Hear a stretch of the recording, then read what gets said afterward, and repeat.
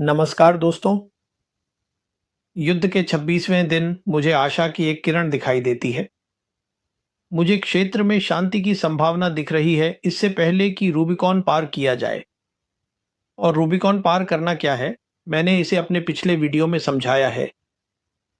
इसका मतलब है कि हालात ऐसे बढ़ सकते हैं कि ईरान होर्मुज और लाल सागर को बंद कर सकता है।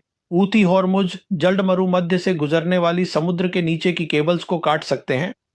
अमेरिकी ईरान में अपनी जमीनी कार्रवाई शुरू कर सकते हैं और जीसीसी देशों के महत्वपूर्ण बुनियादी ढांचे को इस हद तक नष्ट किया जा सकता है कि पूरा क्षेत्र दशकों पीछे चला जाए। यही है रूबिकॉन पार करना, यानी हालात का बढ़ना। अब जिस वजह से मुझे आशा की आखिरी किरण दिख रही है वह यह है कि कई घटनाएं हुई हैं, लेकिन खासकर कल कुछ बहुत महत्वपूर्ण बातें हुई हैं जिनके बारे में मैं बात करना चाहता हूं। तो मैं 24 मार्च की घटनाओं से शुरू करना चाहता हूं। अब इसी दिन, जो कि कल था, पाकिस्तान के प्रधानमंत्री शहबाज शरीफ ने सोशल मीडिया पर एक पोस्ट डाली जिसमें कहा गया कि अगर ईरान और अमेरिका चाहें तो पाकिस्तान उन्हें सार्थक वार्ता के लिए मेजबानी कर सकता है। और 1 घंटे के भीतर राष्ट्रपति डोनाल्ड ट्रंप ने उस पोस्ट का समर्थन किया। तो इस पोस्ट को डालने के पीछे की पृष्ठभूमि क्या है और डोनाल्ड ट्रंप द्वारा इस पोस्ट का समर्थन करने का क्या अर्थ है, आइए पहले इसे समझते हैं। अब हम जानते हैं कि जब से युद्ध 28 फरवरी को शुरू हुआ, पाकिस्तान क्षेत्र और उससे बाहर के सभी प्रमुख खिलाड़ियों के साथ बड़े स्तर पर जुड़ा रहा है। खासकर पाकिस्तान के सेना प्रमुख फील्ड मार्शल आसिफ मुनीर, प्रधानमंत्री और विदेश मंत्री, वे सऊदी अरब के साथ भी जुड़े रहे हैं, क्योंकि किसी भी स्थिति में पाकिस्तान और सऊदी अरब के बीच अब एक रणनीतिक आपसी रक्षा समझौता है। फिर वे ईरानियों के साथ भी जुड़े रहे हैं, खासकर ईरानी राष्ट्रपति और विदेश मंत्री आरागची के साथ, जो किसी भी स्थिति में क्षेत्र और उससे बाहर अपने कई समकक्षों से बातचीत कर रहे हैं। फिर खबर आई कि 4 देशों का एक समूह पाकिस्तान, तुर्की, ओमान और मिस्र एक साथ आया है और वे क्षेत्र में शांति के लिए अवसर या रास्ते तलाश रहे हैं। फिर मुझे पूरा यकीन है कि वे आज की 3 महाशक्तियों अमेरिका, चीन और रूस के इस्लामाबाद में मौजूद राजदूतों के साथ नियमित संपर्क में रहे होंगे। आखिरकार 22 मार्च को, जो कि रविवार था, हमें पता चला कि आसिम मुनीर ने डोनाल्ड ट्रंप से टेलीफोन पर बातचीत की और उसके बाद 24 तारीख को शहबाज शरीफ ने वह पोस्ट डाली जिसे, जैसा कि मैंने कहा, डोनाल्ड ट्रंप ने तुरंत समर्थन दिया। अब डोनाल्ड ट्रंप का समर्थन 3 स्पष्ट बातें कहता है जिन्हें हमें समझना चाहिए। पहली बात यह बताता है कि ट्रंप बिना शर्त बातचीत के लिए तैयार हैं, कि ट्रंप जमीनी हकीकत को समझते हैं और हकीकत यह है कि अगर ईरानी बातचीत की मेज पर आते हैं तो वे ताकत की स्थिति से आएंगे, न कि कमजोरी की स्थिति से। यही हकीकत है। और दूसरी बात, यह समर्थन हमें बताता है कि वे चाहते हैं कि बातचीत जल्दी हो। यहां जल्दी की जरूरत है, जो समझ में आती है, क्योंकि उन्होंने ईरान को 48 घंटे का अल्टीमेटम दिया था, फिर उन्हें 5 दिनों की मोहलत दी थी। स्पष्ट है, वह उन्हें फिर से कोई और मौका नहीं देना चाहते या पूरे मामले को लंबा नहीं खींचना चाहते। वह चाहते हैं कि सब कुछ जल्दी हो। और तीसरी बात जो यह बताती है वह यह है कि अगर बातचीत होती है तो वह उसके स्थान को स्वीकार करते हैं और वह स्थान इस्लामाबाद होगा। अब इसके बाद खबर आई कि ईरान के विदेश मंत्री नगर आखी ने अपने चीनी समकक्ष वांग यी से टेलीफोन पर बातचीत की और नगर आखी ने वांग यी से कहा कि ईरान युद्ध विराम नहीं चाहता। ईरान एक व्यापक और स्थायी समाधान चाहता है। बहुत दिलचस्प है। विस्तृत वार्ता एक प्रक्रिया है। तो जब हम कहते हैं विस्तृत, तो इसका मतलब है कि ईरान जो भी चाहता है वह सब चर्चा के लिए मेज पर होगा और पश्चिमी देश तथा अमेरिका को कुछ बड़ी रियायतें देनी होंगी। यही इसका मतलब है। उदाहरण के लिए, पहले से ही खबरें आ रही हैं कि वे नहीं चाहते कि पिछली टीम विटकॉफ और कुशनर ईरानियों से बातचीत करें। वे उन पर भरोसा नहीं करते। वैसे भी ईरानी अमेरिका पर बिल्कुल भी भरोसा नहीं करते, जो कि समझ में आता है। और अब जो नाम अमेरिकी पक्ष से चर्चा में है, जो वार्ता में आ सकते हैं अगर ऐसा होता है, तो वह उपराष्ट्रपति जेडी वेंस का है। और मेरी समझ में यह व्यापक चीज ये भी दर्शाती है कि इस बार ईरानी किसी न किसी तरह से दो महाशक्तियों चीन और रूस से वार्ताओं के लिए कोई स्पष्ट समर्थन चाहते होंगे, ताकि वे किसी तरह उनके पक्ष में खड़े हों। तो वांग ने कहा कि हाँ, चीन वार्ता के पक्ष में है, और फिर खबर आई कि यहाँ तक कि रूसियों ने भी कहा कि हाँ, वार्ताएं अच्छी हैं, वार्ताएं होनी चाहिए और शांति होनी चाहिए।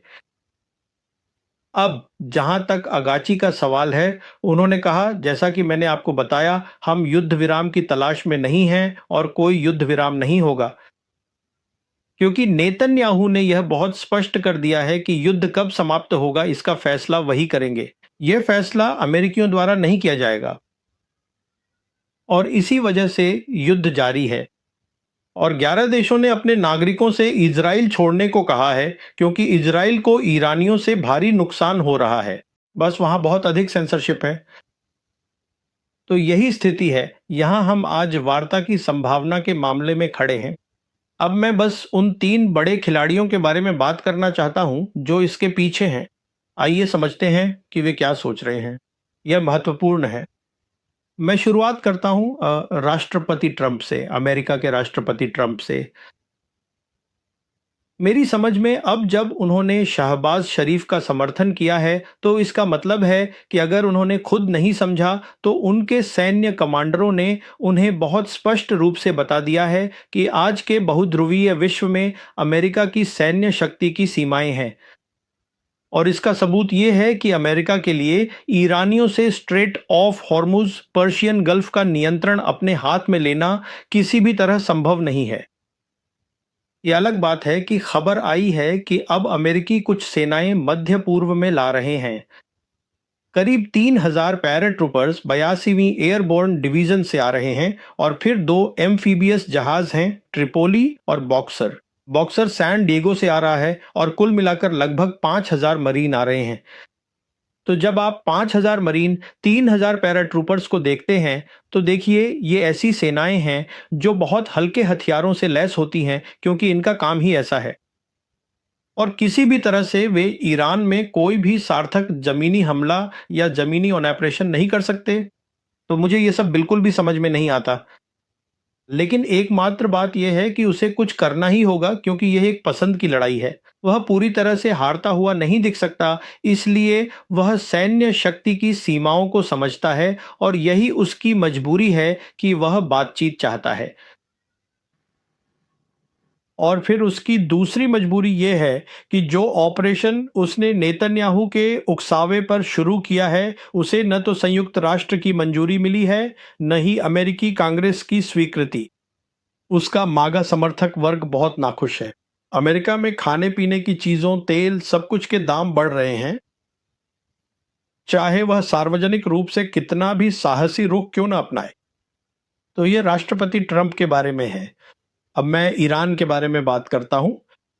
इसमें कोई संदेह नहीं होना चाहिए कि अगर ईरान वार्ता की मेज पर आता है, तो वह ताकत की स्थिति से आ रहा है। उसने यह युद्ध जीत लिया है। और जैसा कि मैंने कहा, इसका प्रमाण यह है कि इस युद्ध का मुख्य गुरुत्वाकर्षण केंद्र, जिसे मैंने रणनीतिक स्तर का युद्ध भी कहा है, यानी होर्मुज की खाड़ी, ईरान उसे पूरी तरह नियंत्रित करता है, चाहे वह फारस की खाड़ी हो, खुद होर्मुज की खाड़ी हो, या ओमान की खाड़ी। और यह सब संभव हो पाया है, वे यह युद्ध जीत रहे हैं अपनी बेहतरीन सैन्य रणनीति, उनकी युद्ध रणनीति, मिसाइलों और ड्रोन के उत्पादन की उनकी क्षमताओं, दो महाशक्तियों रूस और चीन का समर्थन, खासकर युद्ध के वर्चुअल क्षेत्रों में, जैसे कि अंतरिक्ष, इलेक्ट्रॉनिक युद्ध और साइबर, और वह जज्बा जो ईरानियों ने लड़ाई में दिखाया है, इन सब की वजह से। और मैंने इसे अपने पहले के वीडियो में समझाया है। तो बात यह है कि इसमें कोई संदेह नहीं होना चाहिए कि अगर वे वार्ता की मेज पर आते हैं, तो वे पश्चिम एशिया की प्रमुख शक्ति के रूप में आते हैं। और यही वजह है कि इजरायली नेतन्याहू बहुत परेशान हैं, और वे कहते हैं कि वे युद्ध समाप्त नहीं करेंगे, जबकि वे अच्छी तरह जानते हैं कि सेंटकॉम की मदद के बिना वे ज्यादा कुछ नहीं कर सकते। क्योंकि जब ईरानी इस युद्ध के बारे में बात कर रहे थे, खासकर उनके प्रोफेसर मरांदी, जिनका मैं बहुत सम्मान करता हूं, उन्होंने कहा कि यह आक्रामकता और आतंकवाद का युद्ध है। आक्रामकता से शायद वे अमेरिकियों की बात कर रहे थे और आतंकवाद से उनका इशारा इजरायलियों की ओर था। इजरायली जो करते हैं वह यह है, और ये वे राज्य प्रायोजित आतंकवाद नहीं करते। खुद राज्य ही एक आतंकवादी राज्य है। जिस तरह से वे आसपास के लोगों की हत्या कर रहे हैं, लेकिन वह एक अलग कहानी है, तो वे युद्ध समाप्त नहीं कर रहे हैं। अब मैं उस मेजबान देश के बारे में बात करना चाहता हूं जिसने सब कुछ एक साथ रखा है, और वह है पाकिस्तान। अब पाकिस्तान के अवसर या किस्मत, जहां तक उसके भू राजनीतिक उदय का सवाल है, वह ऑपरेशन सिंदूर से शुरू हुई थी और मैंने इस पर कई वीडियो बनाए हैं। तो फिर हुआ ये कि उस संक्षिप्त युद्ध में अमेरिकियों के लिए दो बातें बहुत स्पष्ट थीं। सबसे पहले अमेरिकी कांग्रेस की एक रिपोर्ट आई जिसमें कहा गया कि 4 दिन की झड़प में सैन्य दृष्टि से पाकिस्तानियों ने भारतीय पक्ष से बेहतर प्रदर्शन किया। और फिर राष्ट्रपति ट्रंप खुश थे क्योंकि युद्ध विराम का श्रेय राष्ट्रपति ट्रंप को दिया गया, जो भारतीय पक्ष ने नहीं किया था। और मैंने एक वीडियो भी बनाया था जिसमें समझाया था कि आज पाकिस्तान बहुध्रुवीय विश्व में एक अनोखी स्थिति में है, जहां 3 महाशक्तियां हैं और ये तीनों महाशक्तियां पाकिस्तान के साथ अच्छे संबंध चाहती हैं। अमेरिकियों को पाकिस्तान के साथ अच्छे संबंध चाहिए, खासकर राष्ट्रपति ट्रंप को। वैसे भी उनका चीनियों के साथ मजबूत और अटूट रिश्ता है। और जहां तक रूसियों का सवाल है, वे भी पाकिस्तान के साथ अच्छे और घनिष्ठ संबंध चाहते हैं, जो कि समझ में आता है। क्योंकि जब से यूक्रेन में युद्ध शुरू हुआ है, रूसियों ने अपनी विदेश नीति में एक बड़ा बदलाव किया है, जो पहले पश्चिम पर केंद्रित थी। अब यह नीति अधिकतर पूर्व और दक्षिण की ओर केंद्रित है, और यह रूसी संघ की विदेश नीति की अवधारणा में भी दर्शाया गया है, जो 2013 में सामने आई थी। यहाँ यह बहुत स्पष्ट रूप से लिखा गया है, और रूसियों का मानना है कि दुनिया बहुध्रुवीय और बहुकेंद्रित होनी चाहिए। इसका मतलब यह है कि वे ऐसी बहुध्रुवीय दुनिया में विश्वास रखते हैं जहां शक्ति के कई केंद्र होंगे। और मेरी समझ में निश्चित रूप से वे पाकिस्तान को भी बहुकेंद्रित दुनिया में शक्ति के एक केंद्र के रूप में देख रहे होंगे, उसके असाधारण भू राजनीतिक उदय के कारण। यह मुझे उस स्थान, उस मंच की ओर ले जाता है जिसे तीनों महाशक्तियों ने स्वीकार किया है। राष्ट्रपति ट्रंप ने इसका समर्थन किया है। यही तथ्य कि वांग यी ने कहा कि मैं बात करना चाहता हूं, या आप जानते हैं, उन्होंने अगराची से बात की और कहा हम शांति चाहते हैं। उसी शाम फिर एक और खबर आई कि इस्लामाबाद में एक समारोह के दौरान चीनी राजदूत ने कहा, हाँ, ये बहुत अच्छी बात है और बातचीत होनी चाहिए और शांति आनी चाहिए। और यह तब हुआ जब राष्ट्रपति ट्रंप द्वारा समर्थन वाला ट्वीट आ चुका था। तो चीनी भी इसे स्वीकार करते हैं, और रूसियों ने खुले तौर पर कहा है कि हाँ, वे पाकिस्तान को वार्ता के स्थल के रूप में स्वीकार करते हैं। और फिर दूसरा कारण निश्चित रूप से सुरक्षा कारण है, क्योंकि ईरानी कहीं और जाना पसंद नहीं करेंगे। पाकिस्तान जाना तो बस सीमा पार करने जैसा ही है। तो कोई भी निश्चित नहीं है कि ये वार्ताएं होंगी या नहीं, लेकिन जैसा कि मैंने कहा, ये बढ़ाव के चरण से पहले आखिरी मौका है, और इसके परिणाम वैश्विक होंगे अगर अगर ये युद्ध उस बढ़ाव वाले चरण में चला जाता है जिसका मैंने वर्णन किया है।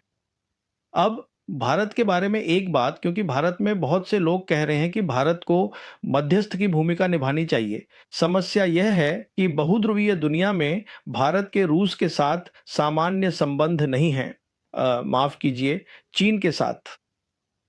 पाकिस्तान वैसे भी एक दुश्मन है, लेकिन पाकिस्तान कोई महाशक्ति नहीं है, इसलिए पाकिस्तान को अलग रखिए। जहां तक रूस का सवाल है, मेरी समझ में रूस भारतीयों के प्रति शिष्ट है, लेकिन वे बहुत खुश नहीं हो सकते थे, क्योंकि जब दिसंबर 2025 में राष्ट्रपति पुतिन भारत की आधिकारिक यात्रा पर आए, तो उन्होंने बार बार सार्वजनिक रूप से कहा कि आरआईसी फ्रेमवर्क, यानी रूस, भारत, चीन को फिर से सक्रिय करने की आवश्यकता है, लेकिन भारत ने ऐसा नहीं किया। तो तीनों महाशक्तियों में से भारत के केवल अमेरिका के साथ ही संबंध हैं, और अगर आप इन संबंधों को बहुत ध्यान से देखें तो यह समान संबंध नहीं है, बल्कि यह असमान देशों का संबंध है, कुछ हद तक अमेरिका के अधीन राज्य जैसा। अब मेरी समझ में, क्योंकि यह युद्ध अब आगे बढ़ रहा है, मैं अमेरिकी राजदूत सर्जियो गोर ने हाल ही में दिल्ली में एनएसए अजीत डोभाल से मुलाकात की थी। अब जाहिर है वे अब लिमुआ समझौते को सक्रिय करना चाहते हैं, जिसे 2016 में मोदी सरकार ने अमेरिका के साथ साइन किया था, जो उनके युद्धपोतों और लड़ाकू विमानों के लिए लॉजिस्टिक्स से संबंधित है। और मेरी राय में हाल ही में, जो कि कल ही था, राष्ट्रपति ट्रंप ने प्रधानमंत्री मोदी से बात की, और यह एक ऐसी बात है जिसे उन्होंने एक बार फिर उठाया होगा कि हमें लिमुआ समझौते को फिर से शुरू करने या सक्रिय करने की ज़रूरत है। तो आज की स्थिति यही है। भारत एक बहुत ही महत्वपूर्ण भूमिका निभा सकता था, लेकिन जैसा कि मैंने अपनी पिछली वीडियो में भी कहा था, प्रधानमंत्री की 25 फरवरी को इज़राइल की यात्रा एक ऐसी यात्रा थी जो उन्हें नहीं करनी चाहिए थी। ये थी आज की वीडियो। अगर आप भारतीय मीडिया का रिएक्शन देखना और सुनना चाहते हैं तो वी रिएक्शन चैनल को सब्सक्राइब करें और बेल आइकन को प्रेस करें ताकि नए आने वाले वीडियो आपको पता चल सके, और हमें टिकटॉक पर भी फॉलो करें। नेक्स्ट वीडियो के लिए इजाज़त दीजिए। अल्लाह।